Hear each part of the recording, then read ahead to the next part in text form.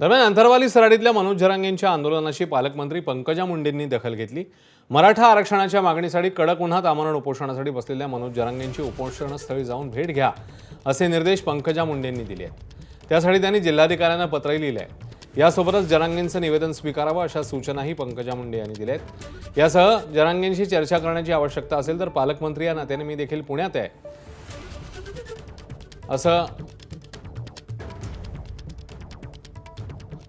तर पालकमंत्री या नात्याने मी देखील येणार आहे असं पंकजा मुंडेंनी त्यांच्या पत्रामध्ये म्हटलंय।